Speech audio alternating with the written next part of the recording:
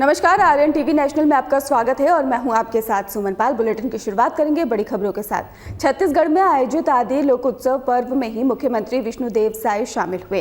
इस अवसर पर ही सीएम विष्णुदेव साय ने ही कहा है कि यह पर्व राज्य की सांस्कृतिक विरासत और आदिवासी परंपराओं को संरक्षित करने का महत्वपूर्ण माध्यम है। सीएम ने आदिवासी समाज के ही लोगों से कहा कि वे अपनी संस्कृति, भाषा और कला को युवा पीढ़ी तक पहुंचाएं और आने वाली पीढ़ियों में इसे जीवित रखें। उन्होंने ये भी कहा है कि राज्य सरकार आदिवासी कलाओं और परंपराओं के संवर्धन के लिए ही कई योजनाओं और कार्यक्रमों को बढ़ावा दे रही है और इस दौरान उन्होंने कई आदिवासी कलाकारों और समुदाय के लोक नृत्य और संगीत और हस्तशिल्प प्रदर्शनी प्रस्तुत की है, जिससे कार्यक्रम में उपस्थित लोगों ने उत्साहपूर्वक भाग लिया है। आज छत्तीसगढ़ से काफी लोग इस लोकोत्सव में शामिल होने के लिए आए हुए हैं। हमारे वहां के एसटी मोर्चा के प्रदेश के अध्यक्ष सत्यनारायण सिंह वो भी आए हैं। हमारे वन विकास निगम के अध्यक्ष विकास मरकाम सहित और भी कई हमारे मोर्चा के पदाधिकारी आए हुए हैं। शायद इस सभागार में बैठे होंगे। उनके तरफ से भी आप सभी लोगों का मैं हृदय से अभिनंदन और स्वागत करता हूं। और आज मेरा बड़ा सौभाग्य है कि इस आदि लोकोत्सव 2026 में पहली बार आप लोगों के बीच में मैं उपस्थित हुआ हूं और इसके लिए मैं गोवा सरकार और हमारे माननीय मंत्री जी डॉक्टर रमेश तवड़कर जी का बहुत बहुत धन्यवाद करता हूं, उनका आभार व्यक्त करता हूं। और वास्तव में ये लोकोत्सव एक आयोजन ही नहीं बल्कि हमारे देश की आदिम संस्कृति से जुड़ने का एक उत्सव है और ये लोकोत्सव भारत की जीवंत लोक सांस्कृतिक चेतना का प्रतीक भी है।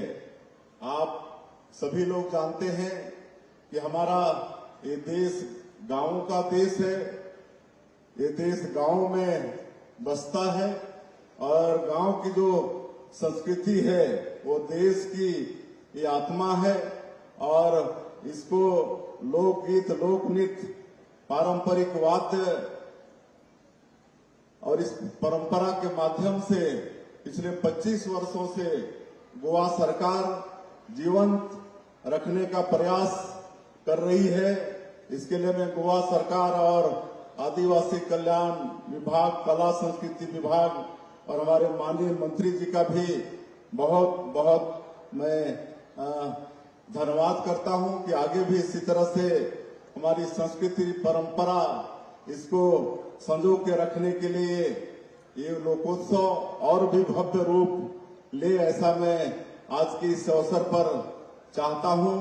और आज भगवान बिरसा मुंडा जयंती समारोह का भी इस लोकोत्सव के साथ साथ समापन भी हो रहा है और मैं ऐसे अवसर पर भगवान बिरसा मुंडा को नमन करता हूं। भगवान बिरसा मुंडा की धरती से आज हमारे समीर उरांव जी पधारे हैं, झारखंड से पधारे हैं और आप सबको मैं अवगत कराना चाहूंगा कि हमारे जनजातीय समाज का इतिहास बहुत ही समृद्धशाली रहा है, बहुत ही गौरवशाली रहा है, जिसमें एक भगवान बिरसा मुंडा मात्र 25 वर्ष जिए लेकिन अमर हो गए। वो धरती आबा और भगवान कहलाए और 25 वर्ष के कम आयु में ही अंग्रेजों के दांत खट्टे कर दिए, स्वतंत्रता संग्राम सेनानी हुए और देश के लिए आजाद हो गए। अनेकों ऐसे हमारे जनजातीय समाज के महापुरुष हुए जिन्होंने आजादी की लड़ाई लड़ी, लेकिन इस देश के इतिहास में उनको जगह नहीं मिला। इस देश के इतिहास के पन्नों में उनको जगह नहीं मिला। लेकिन हम धन्यवाद देना चाहेंगे हमारे देश के यशस्वी प्रधानमंत्री श्री नरेंद्र मोदी जी को, जिन्होंने इस देश में जनजातीय समाज का गौरव बढ़ाया है, मान सम्मान बढ़ाया है। आज जितने भी ऐसे आजादी के दीवाने हुए हमारे जनजातीय समाज के, उनको सबको सम्मान देने का काम उन्होंने किया है। आप सबको मालूम होगा कि रानी दुर्गावती हमारे जनजातीय समाज की बहुत बड़ी वीरांगना थी। आज उनको लेकर मध्य प्रदेश के जबलपुर में बहुत बड़ा संग्रहालय का निर्माण आदरणीय प्रधानमंत्री जी ने कराया है। मैं अगर अपने छत्तीसगढ़ प्रदेश की बात करूं, छत्तीसगढ़ में 31 से 32% आबादी जनजातीय समाज का है और वहां पर एक नहीं 14 हमारे जनजातीय समाज के महापुरुष हुए जो आजादी की लड़ाई में शामिल हुए और शहीद हुए। शहीद वीर नारायण सिंह, इन्होंने अंग्रेजों के साथ लड़ाई लड़ी और इनको रायपुर का जो आज जयस्तंभ चौक है वहां पर अंग्रेजों ने फांसी पर लटका दी। उसी तरह से गुंडाधुर, गेंद सिंह, अनेकों महापुरुष हुए, 14 महापुरुष हुए जो आजादी की लड़ाई में भाग लिए। आज उनके लिए हम लोग नया रायपुर जो छत्तीसगढ़ के अंदर में है वहां एक डिजिटल संग्रहालय का निर्माण किए हैं। ये देश का पहला डिजिटल संग्रहालय होगा जिसका लोकार्पण अभी रजत जयंती समारोह में हमारे देश के यशस्वी प्रधानमंत्री 1 नवंबर को जो हमारे प्रदेश का स्थापना दिवस है आदरणीय नरेंद्र मोदी जी ने उसका लोकार्पण किया। मैं आग्रह करूंगा पूरे देश के हमारे लोग यहाँ पर आए हुए हैं, छत्तीसगढ़ जरूर आइए और हमारा जो संग्रहालय है डिजिटल संग्रहालय उसमें अवश्य समय निकाल कर जाएं। पूरा डिजिटल है, एक बटन दबाएंगे तो पूरा जो 14 क्रांति हुआ है उसकी जानकारी और सचित्र चित्रण है और महापुरुष के विषय में भी जानकारी मिलेगी। तो मैं आप सभी लोगों को आमंत्रण भी देना चाहूंगा कि आप सब लोग छत्तीसगढ़ पधारें और जैसा हम कह रहे थे कि माननीय प्रधानमंत्री जी ने जनजातीय समाज का गौरव बढ़ाने का काम किया है। आज अगर हम देखते हैं तो देश का अगर सरोज जो पद होता है महामहिम राष्ट्रपति का पद, आज उस पद पर भी हमारी जनजातीय समाज की एक बहन, एक बेटी श्रीमती द्रौपदी मुर्मू विराजमान है। इससे और गौरव का विषय क्या हो सकता है। और आज छत्तीसगढ़ प्रदेश में एक गांव का साधारण किसान का बेटा हमारे जैसा एक छोटे से पार्टी के कार्यकर्ता को अगर मुख्यमंत्री के रूप में काम करने का अवसर दिया है तो ये भी भारतीय जनता पार्टी और हमारे आदरणीय प्रधानमंत्री जी का ये आशीर्वाद है। आज मैं 1999 में भी मेंबर ऑफ पार्लियामेंट के रूप में था तो उस समय सरदार अटल बिहारी वाजपेयी जी वो इस देश के प्रधानमंत्री थे और उन्होंने भी हमारे जनजातीय समाज का मान और सम्मान बढ़ाया। पहली बार देश के जनजातीय समाज का ठीक से विकास हो, हर क्षेत्र में विकास हो, इसलिए भारत सरकार में आदिम जाति कल्याण मंत्रालय का गठन पहली बार हुआ। इसके पहले लगातार 53-54 वर्षों तक सरकार रही लेकिन उस सरकार को कभी आदिवासियों का ख्याल नहीं आया। लेकिन सरदार अटल बिहारी वाजपेयी जी ने हमारे जनजातीय समाज के चहुमुखी विकास के लिए पहली बार भारत सरकार में आदिम जाति कल्याण मंत्रालय का गठन किया। आज इतना ज्यादा उसमें बजट है कि पूरे देश में आज 12 करोड़ से ज्यादा आबादी हमारे जनजातीय समाज का है, उनका विकास हो रहा है। आज माननीय प्रधानमंत्री नरेंद्र मोदी जी जिनका नारा है सबका साथ, सबका विकास, सबका विश्वास और सबका प्रयास, इसको मूल मंत्र मानते हुए वो काम कर रहे हैं। और मेरा भी सौभाग्य है कि जब वो पहली बार इस देश के प्रधानमंत्री हुए तो उस समय उनके साथ मंत्रिपरिषद में काम करने का मुझे भी सौभाग्य मिला और बड़ी नजदीक से उनके काम को हमने देखा है। जो 140 करोड़ भारतवासियों को अपना परिवार मानते हुए उनके सुख और दुख के लिए रात और दिन चिंता करते हैं, 24 घंटा में 18 घंटा काम करते हैं उन्होंने भी हम लोगों का मान और सम्मान बढ़ाया है। आज धरती आबा ग्राम उत्कर्ष योजना आज 80,000 करोड़ बजट का, और पूरे देश में जितना भी ट्राइबल क्षेत्र है वहां पर सरकार की योजनाएं तो पहुंचती ही हैं, लेकिन वहां पर और किसी भी तरह से विकास में संसाधन की कमी नहीं हो, इसलिए धरती आबा ग्राम उत्कर्ष योजना। और उसी तरह से जो पीवीटीजी के लोग हैं, जो विशेष पिछड़ी अनुसूचित जनजाति के लोग हैं, जिनको राष्ट्रपति का दत्तक पुत्र भी कहा जाता है, ऐसे पूरे देश में लोग हैं, उनके लिए पीएम जनमन योजना, उसका शुभारंभ माननीय प्रधानमंत्री जी ने किया है, जिसके तहत ऐसे लोगों के बसाहट में आज सड़कें, बिजली, पानी, वहां पर आयुष्मान कार्ड, राशन कार्ड सब कुछ पहुंच रहा है।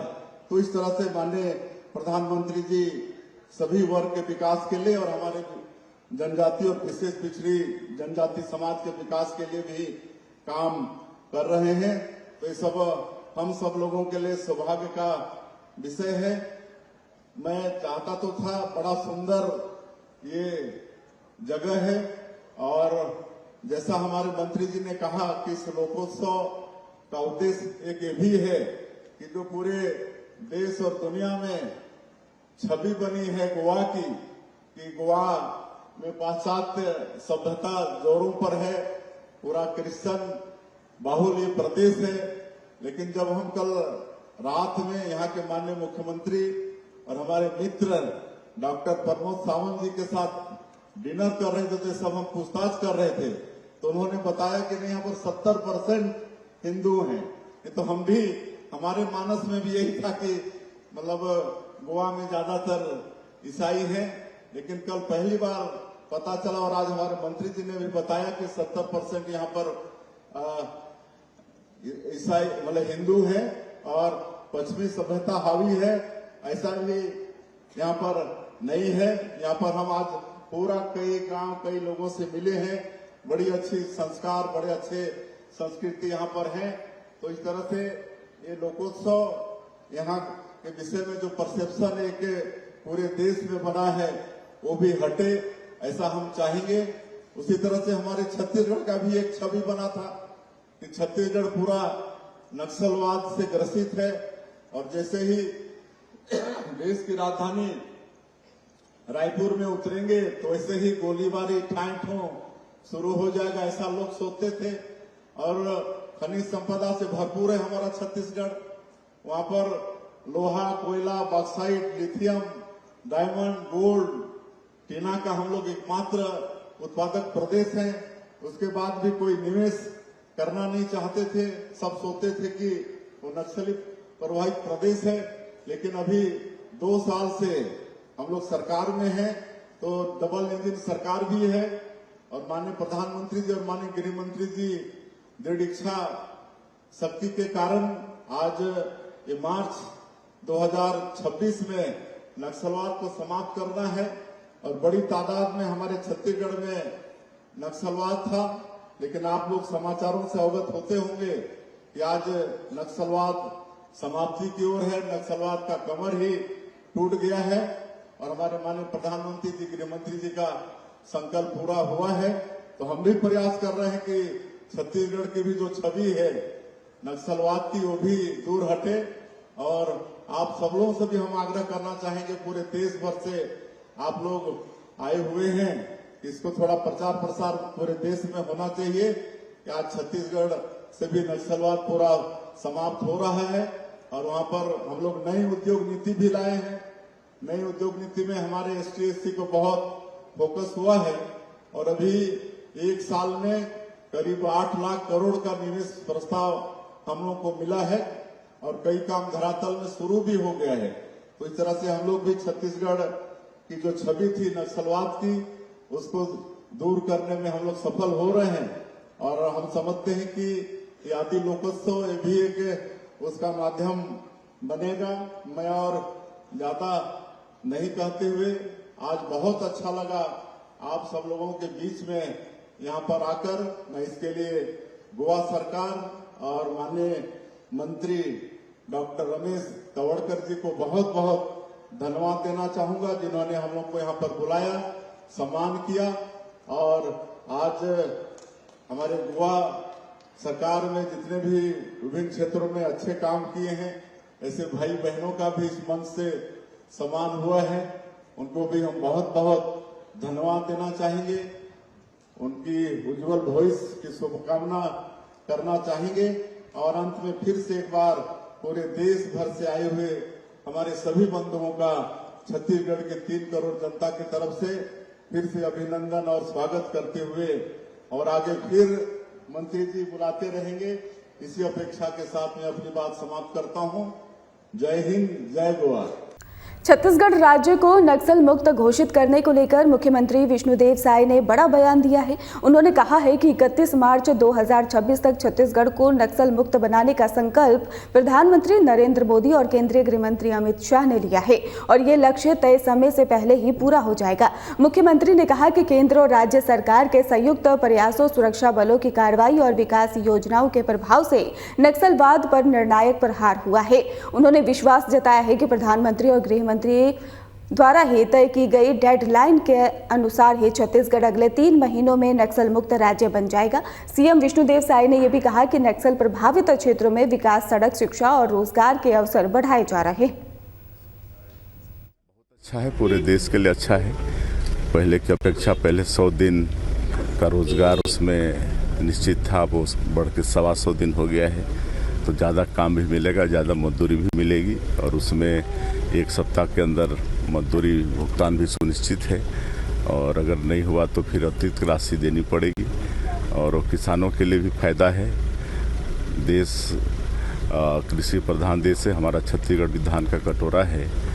तो पहले किसानों को थोड़ी दिक्कत होती थी, लेकिन अब बुआई के समय, कटाई के समय 2 महीने छुट्टी रहेगी। उस समय मजदूर खेतों में काम करेंगे तो किसान को भी राहत होगा। छत्तीसगढ़ के उप मुख्यमंत्री अरुण साव ने कहा है कि विकसित छत्तीसगढ़ के निर्माण के उद्देश्य से एक अच्छा और जनहितकारी बजट तैयार करने का काम चल रहा है। उन्होंने बताया है कि बजट में विकास, बुनियादी ढांचे, शिक्षा, स्वास्थ्य और रोजगार को प्राथमिकता दी जाएगी।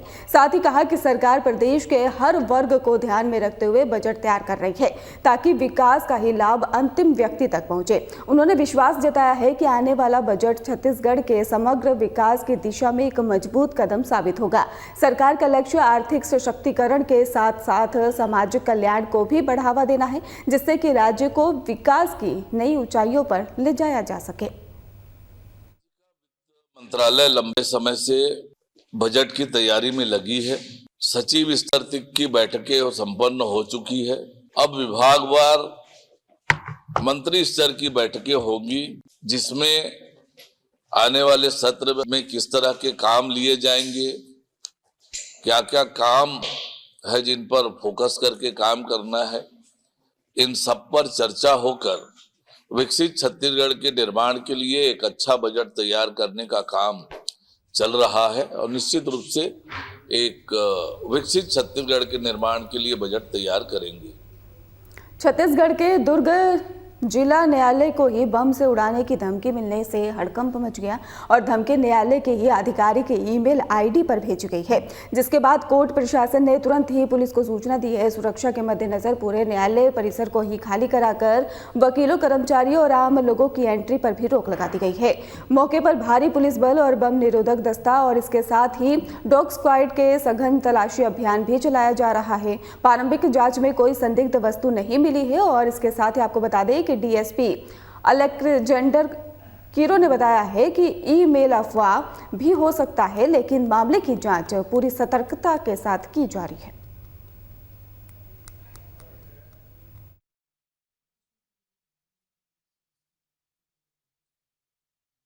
ये हम लोग का हफ्ते में एक बार हम लोग रूटीन सडनली कभी भी चेकिंग करते हैं, ताकि वहाँ से जो संदिग्ध लोग वहाँ घूमते हैं या फिर संदिग्ध गतिविधियों में लिप्त रहते हैं, ऐसे लोगों की हम लोग धरपकड़ करते हैं। उसी परिप्रेक्ष्य में आज अचानक न्यायालय परिसर में डीएफएमडी, एसएसएमडी और डॉग स्क्वाड की टीम से चेकिंग की गई है। सर धमकी भी ऐसा कुछ कोई मैसेज भी चल रहा है सर? जी नहीं, ऐसा तो कोई हमारे पास अभी तक कोई जानकारी नहीं आई है धमकी भरा, किंतु हमारा ये जो रूटीन चेकिंग रहता है उस परिप्रेक्ष्य में हम लोग चेकिंग करा रहे हैं। संभागीय आबकारी उड़न दस्ता टीम ने ही नशीले इंजेक्शनों के 2 सौदागरों पर कार्रवाई किया गया है। टीम ने ही आरोपियों के कब्जे से 63 नग नशीले इंजेक्शन जब्त किए हैं। दोनों आरोपियों को ही एनडीपीएस एक्ट के तहत ही गिरफ्तार कर जेल भी भेजा गया है। मुखबिर से सूचना मिली कि अंबिकापुर के ही तकिया फिल्टर प्लांट के पास में 2 युवक इंजेक्शन बेच रहे हैं और तुरंत कार्रवाई करते हुए सहायक जिला आबकारी अधिकारी रंजीत गुप्ता ने अपनी टीम के साथ छापा मारा। संदिग्धों को रोककर ही तलाशी ली गई। 2 आरोपियों के गिरफ्तार कर न्यायालय में पेश किया गया है। उसके बाद जेल भी भेज दिया गया है।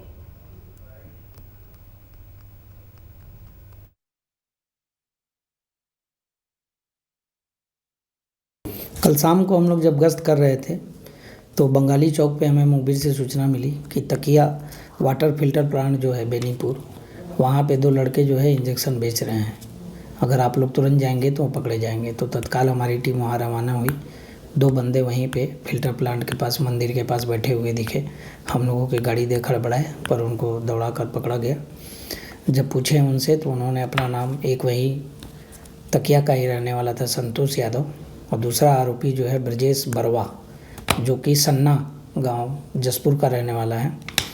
तो उन लोग से जब पूछताछ की गई तो उनके पास जो पिट्ठू बैग पड़ा हुआ था उसकी तलाशी ली गई तो सूचना सही पाई गई।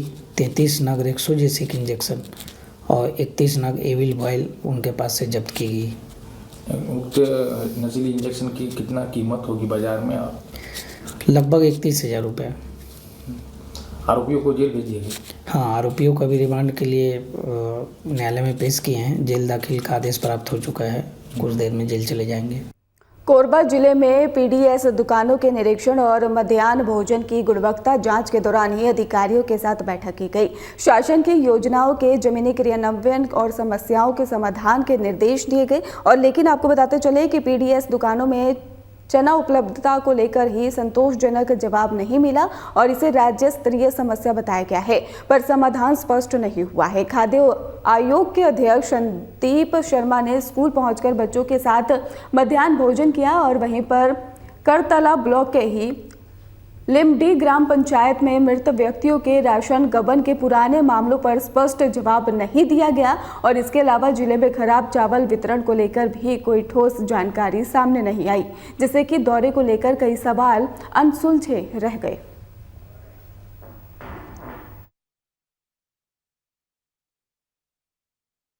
देखिए, आज हम खाद्य आयोग के एक रूटीन दौरे पर कोरबा आए हुए हैं और इसके अंतर्गत हमने पोषण आहार है, जो राष्ट्रीय खाद्यान्न सुरक्षा अधिनियम के अंतर्गत जो पोषण आहार देना है बच्चों को, आंगनबाड़ी के माध्यम से राशन देना है और हॉस्टल में जो भोजन देना है, जो भोजन की व्यवस्था है, ये सारी व्यवस्था जिले में इन जगहों पे कैसे चल रही है उसका एक औचक निरीक्षण करने आए थे। इस सिलसिले में हमने कुछ जगहों को सैंपल लिया है, जाकर उसकी जाँच की है। मध्याह्न भोजन भी हमने एक जगह जाकर के ग्रहण किया, वहाँ पर स्कूल में जाकर के। तो इन सब चीजों को देख करके उसकी गुणवत्ता का परीक्षण करना, उसमें कोई कमी बेसी उसको सुधारने के लिए फिर बाद में जिले में बैठक करके उसको निर्देश देना, ये आयोग का काम है। तो ये हमने आज यहाँ पर संपादित किया है।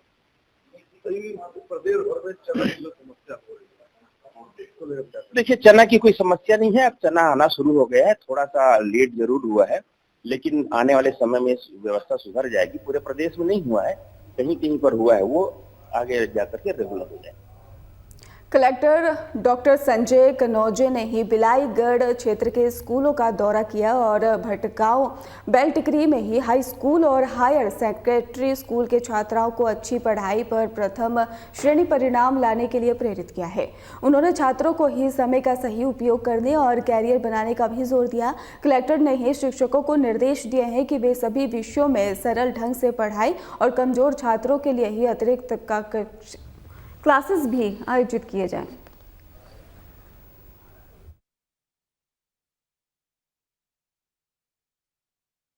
बिलाईगढ़ विकासखंड के भटगांव हायर सेकेंडरी स्कूल और बेलटिकरी हायर सेकेंडरी स्कूल का निरीक्षण किया गया। इसमें जो 10वीं 12वीं के जो बच्चे हैं, स्पेशली यहाँ आपका लास्ट ईयर में जो बोर्ड परीक्षा का परीक्षा परिणाम काफ़ी कम था, 40-45% था। इसी संदर्भ में बच्चों से फिजिक्स में किस प्रकार से पढ़ाई कर रहे हैं, गणित में किस प्रकार से पढ़ाई कर रहे हैं, इस संबंध में बच्चों से प्रश्न भी पूछा गया और उनको किस प्रकार से पढ़ना चाहिए, परीक्षा के समय तनाव नहीं लेना चाहिए, इन सब चीज़ों का निरीक्षण किया गया और बच्चों को मोटिवेट किया गया कि वो लिख लिख के प्रैक्टिस करें, पुराने 4-5 सालों के अनुसार पेपर को लिख करके प्रैक्टिस करें। और साथ में प्रिंसिपल को भी निर्देशित किया गया कि वो पालक सम्मेलन करें और अधिक से अधिक बच्चों की उपस्थिति सुनिश्चित करें और पिछले साल के दिनों में जो परीक्षा परिणाम हैं उससे बेहतर रिजल्ट लाए, उसके लिए विशेष रणनीति बना करके इस दिशा। धान खरीदी केंद्र पवनी से लौटते समय कलेक्टर डॉक्टर संजय कनौजे ने सरकारी पीडीएस दुकान का औचक निरीक्षण किया है। वहां पर आपको बताते चले कि राशन कार्ड धारी महिलाओं से चावल, शक्कर और नमक की उपलब्धता पूछी गई है और सभी ने समान वितरण की पुष्टि की है। कलेक्टर ने दुकान में ही भंडारित राशन का ही भौतिक सत्यापन भी किया। उल्लेखनीय है कि डॉक्टर कनौजे अक्सर ही दिन रात किसी भी समय सरकारी संस्थाओं का निरीक्षण कर राज्य सरकार की योजनाओं का लाभ जनता तक पहुंचाने में सक्रिय रहते हैं।